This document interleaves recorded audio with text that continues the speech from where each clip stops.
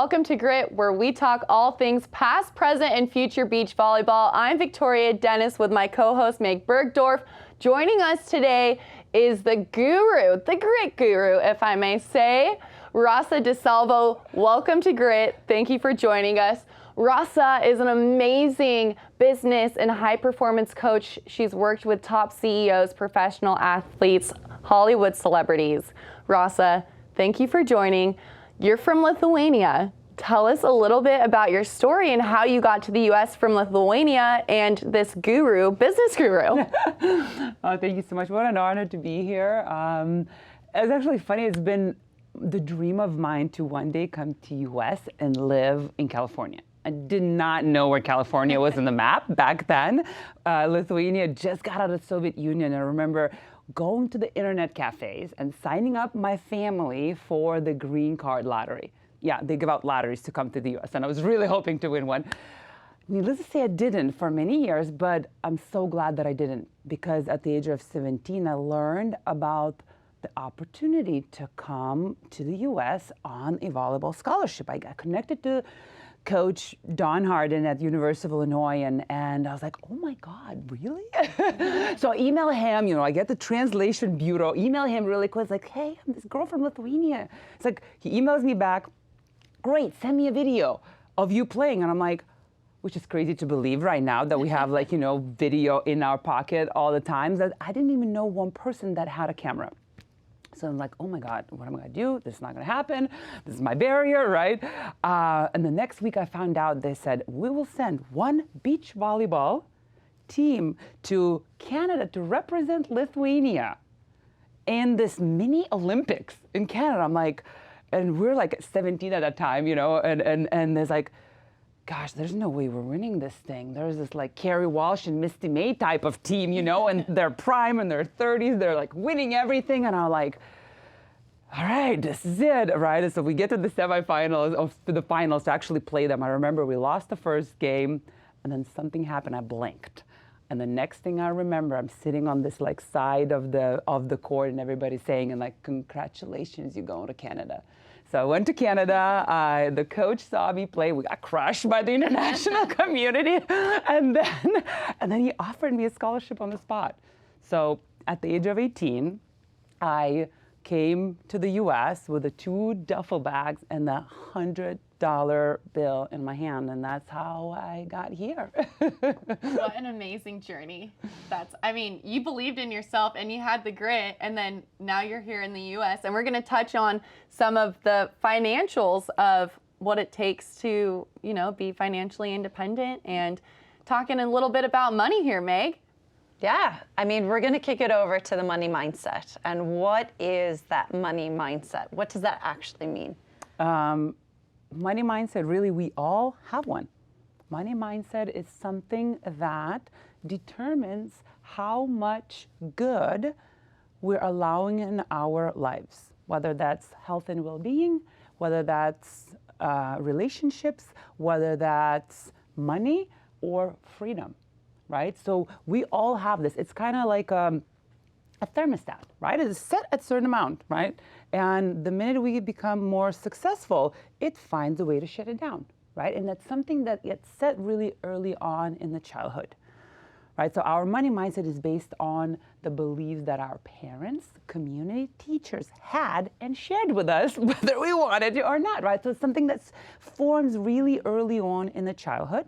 And then we continue to carry that into our adulthood. So, right, the beliefs that our parents had, if they said, oh, we don't buy this brand, or, oh, we cannot afford this, or, oh, this is for the wealthy people, or the rich people are bad, whatever beliefs that they had, we subconsciously adopt it, not even being aware of it. So most people have beliefs around money that is affecting their ability to build wealth in their lives, not knowing that some of these beliefs are not even theirs.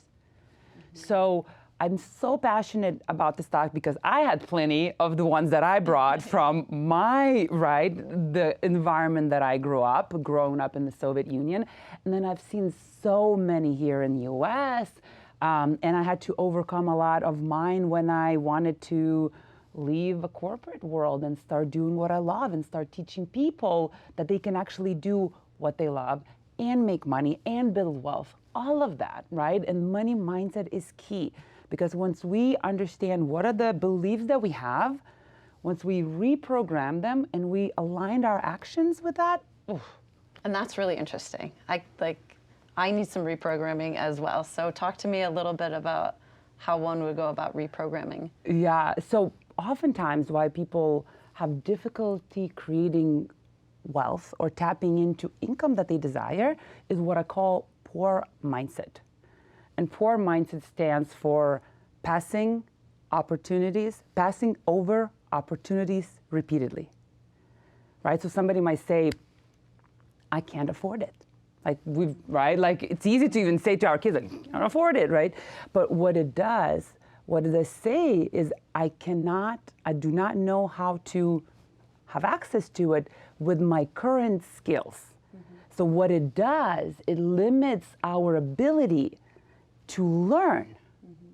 right? So a wealthy mindset would ask a different question. And I would encourage the audience and everybody start asking this question instead of I can't afford it or I can't do it. The question to ask is, how can I afford it? Right? When we start to ask a question, how can I afford it? Then we're like, oh, maybe I need to learn how to do marketing if I'm an athlete, right? Like, oh, I can't afford to have this coach or this training or this trip or this job. Right? Look, you can ask question like, how can I afford it? And all of a sudden, it's like open versus I can't afford is like shut down creativity and everything. So it's a subtle but super powerful shift when we start approaching life that way. Yeah, I find it fascinating. And Vic, I know in our experience of beach volleyball, from the coaching profession to the beach athlete profession, like we're all entrepreneurs. So why is that so important to shift, the mindset for an individual, especially somebody who is a little bit more independent in their work? Yeah, and so it's interesting, right? Like most of the world, I would say, they're really focused on making money, right? And they oftentimes in the position where they don't maybe love what they do, right? And the money mindset is not allowing to start actually doing what they love and potentially for some short period of time forego the money or income that they have, right?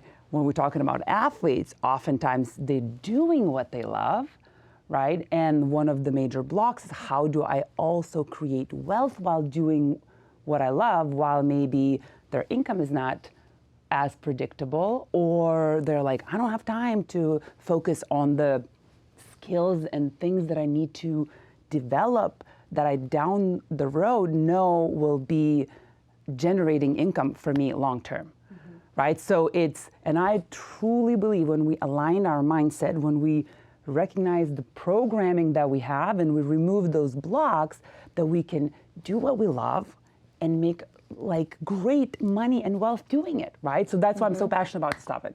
Yeah, I love it. What are your thoughts so far, Vic, on the whole money mindset and the application, Yeah, I would say, what's step number one if I just graduated from university and, well, maybe not even university, but if I am trying to pursue a career in beach volleyball, whether I'm 22 or 28 or 31, and I'm like, hey, I want to try this lifestyle out. We know it's a road dog lifestyle. There's a lot of different factors that come into play. In our sport, it's a very unique culture and community because it's not the most lucrative.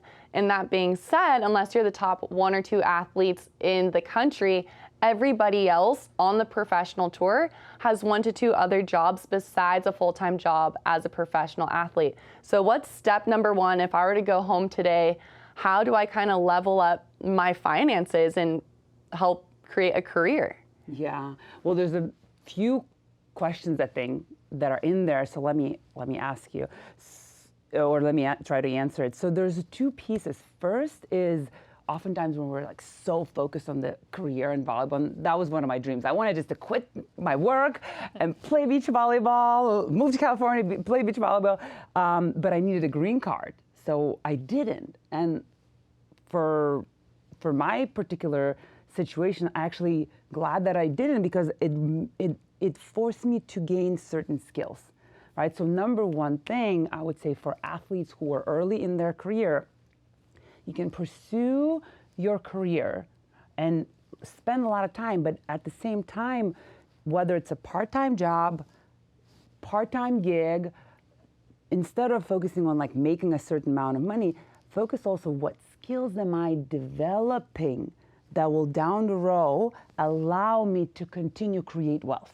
right? So that's number one. And oftentimes there's a few blocks that are kind of gets in the way, right? And one at a time, like when we're earlier in our career or just kind of finished college, like we avoid finance. Like how many people in the audience avoid finance, the topic of finances, right?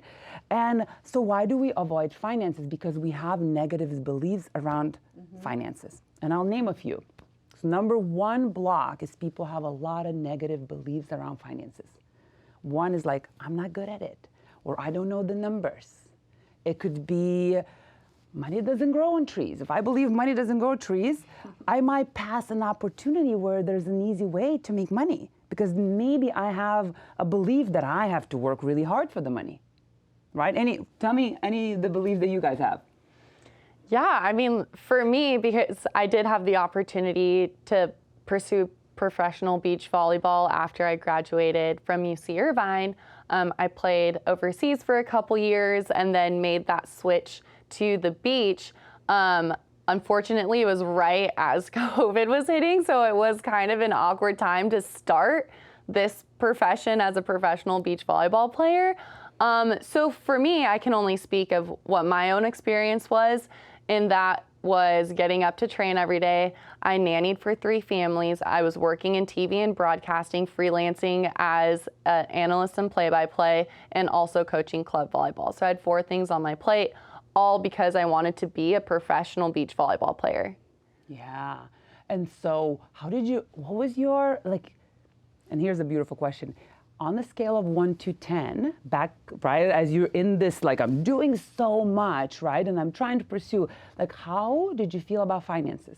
Like, 10 being like, I'm abundant, it's amazing, I'm really great. 1 is like, I'm stressed, I don't know how I'm gonna pay my bill, or like in that scale, like, where would you say you were? I was like max a 5. Max. Like it definitely, especially like once I first started talking transparently, like it was absolutely paycheck to paycheck, and you had to pay to play. Like, and even if I flew to Florida and won a tournament, I would like maybe be in the positives by like $300, because like winning a first place would be $1,500. So that covers the flight and maybe part of my stay. But that's where like the sponsorships came in and kind of helped with that. But I would say I was probably like a 3.5 to a 5. Yes, and so thank you for sharing. Appreciate it. I know I just kind of threw that on the spot, and this is probably very true to a lot of like athletes who are either try to make it to like the highest level, whether in beach volleyball or anywhere else.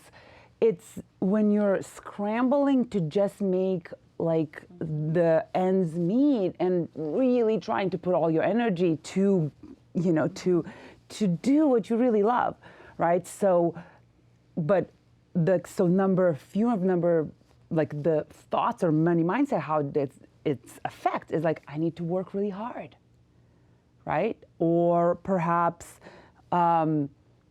like I cannot have like a one track that will allow for me to make a lot of money, right? Or what would be that one skill that I could, like, whether that's a side gig or a business, or you monetizing your brand, right? Like something that is like in the long term will help me to assure that I will continue to receive funds, right? So some of our minds, like, oh, I'm playing volleyball, so I only can have these kind of hodgepodge jobs to produce income because I can't have something like more substantial, right? So that's how our money mindset affects how we go about all of the ways how we make money. And I think it's really interesting because both of you mentioned COVID before, and as a barrier, well, I think COVID also dispelled what we needed to work within in a confinement, to be successful. And I don't know if there's different approaches now that COVID has opened things up that would apply more to beach volleyball athletes to have more of that wealth mindset rather than that poor mindset. Yeah, and I think it's, again, always thinking like, what could I learn? Like, how can I expand myself? Because how can I expand myself that I can make a greater impact and therefore make greater income, right? Because it's always, money is just a result of the value that you put out in the world, right? There's some activities and jobs that are lower value activities that are easily replaceable versus some that are high paid skills. So you always, as you have a open and wealthy mindset, you always think like, what are the skills that are highly valuable, that produces high impact and therefore gets the highest income from it, right? So it's always like, I am the input, right? So the more valuable I become, the more impact I produce, the more income I'll receive for that. Sounds fantastic. And I'm sure for a lot of you that are listening, it's like, that sounds great, Rasa. I love it. You're this guru. But where do I actually start? What is something, and I know a lot of people talk about find one small success and it breeds another success. So what is something very simple that all of us could do kind of immediately to start changing that mindset and overcoming some of those barriers? So first step is always recognizing what those beliefs are, right? So kind of writing a list. Writing, understanding what they are, and actually have a beautiful course, and I'm open to share with the audience, and that actually walks through money blocks and how to overcome it. But the first step is to aware what your blocks and beliefs around money is, right? And then reprogramming them. First, like the ones that feel right, like reprogram them, and then really start taking action that is in alignment with that. So I'll give one, for example, one very common belief that people have is there's not enough, right? Oh, so-and-so already have sponsorships, so therefore there's not for me. Oh, somebody already has sunglasses, contract, so therefore I cannot pursue that, right? There's not enough opportunities, there's not enough sponsorship, there's not enough jobs, there's not enough, right? So that one trips up a lot of people. So start thinking, like start shifting that and seeing where there's like abundance of it. Oh, like I could have said, like there's no chance a girl from Lithuania would get into the college in the US and get a scholarship. And right, so that when I tap into and remember that story, I'm like, when there's a burning desire, there's always a way, right? So you can think of your individual wins from the past, and that will help you to reprogram. It's like, yes, when I really put my mind, I get things done, I get things accomplished. If I really want to make this opportunity or job or career or business work, I can learn things that will allow me to do it. So really noticing and then reprogramming it. I love it. Me Have too. to spend some time on that. Absolutely. And I can roll into that, just that belief mindset. My grandmother, Jan Dennis, who's a local historian here from Manhattan Beach, wrote 9 books. This is one of them, actually, about Manhattan Beach Pier. But little segue, she came from nothing, grew up in the Great Depression, and is now a well-known author and was the second female mayor of Manhattan Beach, and just grinded and knew what she had to do and believed in herself. There was multiple people telling her a multitude of things. I mean, it was the 1950s and she was a very strong female. She couldn't even open a credit card until my dad was like 10. And so that being said, but one thing that she always said to me was, and still does, she writes it in all of our birthday cards at 91, always believe in yourself, always think for yourself, and always be honest with yourself. And it's really hard for people to be honest with themselves. Yes, and just recognizing, you know what? I have been avoiding to deal with the finances. You know, I'm going to take an active role in stewardship in this path, right? And when you do, the right teacher, the right book will show up. It's all about when our mindset is open, and when I believe that there's a way for me to do what I love and build wealth doing it, there's a step-by-step things will show up, and then you just have to, then yes, you will need the grit and the action to follow through, but you will start seeing those opportunities that before you're like, I can't afford it, therefore it's closed off and you're not open to it. So, and what a beautiful story. Thank you for sharing about your grandma. I love that. Of course, and I love that you mentioned the grit, because that's what this show is all about, and that's exactly why we brought you in to talk about this subject today. But we have a couple more points to touch on before we have to wrap this thing. Well, first, I'm kind of curious. Everyone always talks about budgeting, and like you need to have a budget, and the actual transactions of, you know, the dollar and what you're saving, what you're putting ahead. I'm sure you have some ideas and suggestions for others. Yeah, it's a great question, and I actually will share an unpopular belief is, I would say, screw budgeting. I had a feeling you were going to say something like that. I just thought for a moment Rasa just might say. Because budgeting doesn't work. Like, the whole world is budgeting, it doesn't work. And the reason that it doesn't work, because we budget for the things that we need, and we spend on the things that we want. So budgeting doesn't work, because how it goes every month, we say like, oh, this is for rent, this is for groceries, this is for gas, and oh, this is like, I'll have like this good chunk to save. And then, you know, oh, there's a birthday, oh, there's a trip, oh, there's an extra training. By the end of the month, it's like, didn't work out this month. Next month for sure I'm saving it. And then that goes into years and decades, and then like, it doesn't really quite work for most people. So the number one rule in finance, in building wealth, is pay yourself first. And what that means really means instead of putting everybody's needs, like the rents, that everything, and then yours at the bottom, you put that to the front and you pay yourself first. And what that means is, no matter how much money you are earning, whether it's $1,000, whether it's $10,000, whether it's $1 million, you should put away 10 to 30%. Start with 10% of all of your income, just to automatic to savings and then investments, right?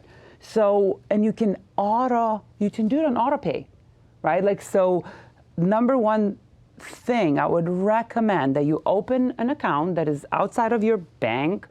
It could be Fidelity, Vanguard. I'm not I'm not sponsored by any of them. Just any kind of investment account, and just automatically every month or every week, whatever your pay schedule is, you just put away that 10%, so that's always there. So you never even feeling like, just, you know, when you have a W-2 job, they just, you know, take away your 401k or health benefits, and you never receive it. So you're basically kind of doing that with your check. Yes, for yourself. And then that is the number one. So you always putting it away, and a compound interest is magic. Literally, you will look at something like, whoa, that just accumulated quite a bit. It won't accumulate as quick if you're just putting in the savings. So I don't recommend that.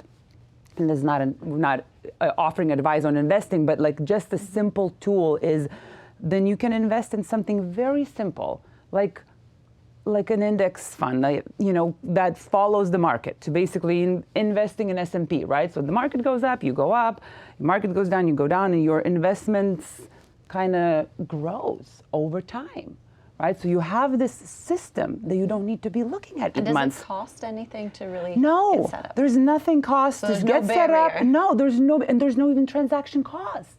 So you can literally just auto pay, invest into an index fund that is proven in most of the books as number one for building wealth. And the time is your friend. So the sooner you start, the better. So everybody should go right now and start, like, set up your auto pay and auto investment. Now, you just said compound interest. For our viewers listening, what is compound interest? Compound interest, it means when you invest in something, you are receiving returns on your money, right? So every time you invest, there's a little bit extra that you get for putting your money into this asset. Over time, then all of a sudden, you getting money on that little thing that you receive for investing. So it grows exponentially because it continues to grow on that larger and larger amount, right? And if I wanted to learn more about investing, where can I find that? I mean, there's a bazillion books. I really love, what is the book that is very simple? It kind of breaks it down. Oh, now what's the book? Set for Life, I think. It's by one of the authors of Bigger Pockets, and it breaks down into kind of if you're in debt, there's a different strategy between if you're in debt and have debt, whether student loans, whether whatever it is, how to get out of debt, and then the next step is how to build your emergency fund. So that's your first however many thousand, and how to build to your first 100,000 and then beyond. But it's really this few stages, and you focus on the different areas of how to do it just tactically to get to whatever the next level that you are based on your finances. Interesting. Set for Life is another volleyball reference. Yeah. So you guys can't forget what that is. So check it out. There are a lot of things, and I love that we're really talking about takeaways for our audience so that you at home can really make this happen now. Because in the beach volleyball community, we know it is a barrier to success and to really chasing your dream, whether it's the Olympics, it's the World Tour, the domestic tour. Are there any other tactics that could help our beach athletes, our beach coaches, those in the community that are all on that service-based world of work? It's a little bit harder than brick and mortar to put either a price tag or a value onto it, especially when it's your time. Yeah. Are there some suggestions? Absolutely. Number one thing I would say, build your brand. Once you build your brand and you develop skills that serves, right? If a lot of us in this space are serving people, right? When you develop your brand and you develop to become one of a kind within that segment, you will have ability to raise your prices that are reflecting of your value, not per hour base, right? So I can speak about this topic extensively, right? How to build your brand and how to create your packages that are based on the value and the outcome that you're supporting people to achieve as opposed to hourly basis. So for anybody that's doing work out there, if you can start brainstorming, how do I move away from hourly based to value-based packages, that is always elevates you as a brand and also, supports to accomplish like specific impact that you desire to provide for your clients. You guys heard it right here first. Value-based packaging, a lot of athletes and coaches, a lot of athletes being coaches. It's a great solution. Any other tactics that our viewers could take away? This is really, money is energy. Money is energy.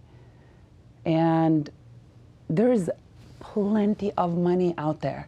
And there's never been a greater time, you asked the question about post-COVID, right? Than now to tap into. Because there's so many services that are online. There's so many people that are interested and excited to pay for the next level results that they desire to achieve. And as athletes, we have so many gifts, assets that we develop throughout our career. We're just learning how can I share my gifts, my skills, my talents, and then I package them in a way that is super powerful for somebody. Like, it is the best time that we've ever lived in, right? Like your grandma would have killed to be in this Big position, time. right? Yep, yep. I'm just Who also has Lithuanian blood. I have to get that in there. Now I I'm have to excited get to meet it. your grandma. Yes. So really, I'm beyond grateful. The platform, the online courses, the online ability, allowed me to step in and to do what I love. And I continue to sea of other opportunities. I just recently saw somebody coaching moms of athletes to help their daughters with a mindset while they go. And I'm like, this is brilliant. Like, I want to learn. I want to take the class and I want to teach the class. And I'm like, I want to get certified in this, right? So like, once you become open, everything becomes, instead of, I can't afford it, I don't know how, it becomes like, how can I expand and then support others in this?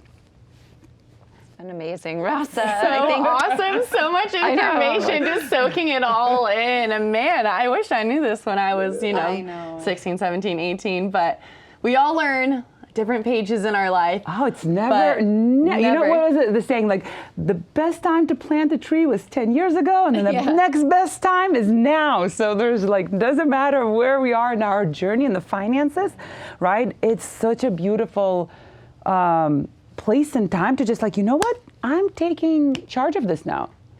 And so I'm sure everybody is collecting this information, writing it down. If you're comfortable, where can they find your website, maybe email? Yes, absolutely. So my website is rasaddisalvo.com, and you can find me on LinkedIn or Instagram, also Rasa DiSalvo. So really simple, check out. I have a lot of free training. So I offer courses and workshops, so check it out, join it, like use it. And if you would love to connect and do more, I also offer one-on-one strategy sessions for a very slick sliver of time. So if you can grab a time, and you can find it on my calendar, hopefully to connect and then support in this journey. And this is either Zoom or in person? Yes, usually Zoom. Yeah, I have a few clients that I work with one-on-one, that I do beach walks. Yeah, there you go. But most of my training is online, right? Because that's how I love to work, and a lot of my clients, have a busy schedule, so Zoom works fantastic. Perfect. Well, all of Rasa's information will be below this video, so make sure to follow her on Instagram if you're interested in learning more. There's a plethora, copious amounts of knowledge here, I may say. But until then, Meg, any final notes? No, just, take away the wealth mindset and the money mindset that Rasa has shared with you today, and start today. There's no better time. Beautiful. Thank you. For Meg Burgdorf and Rasa DiSalvo, thank you for joining us. I'm Victoria Dennis. That's it from us today here at Grit. Make sure to like and subscribe. We'll see you next time.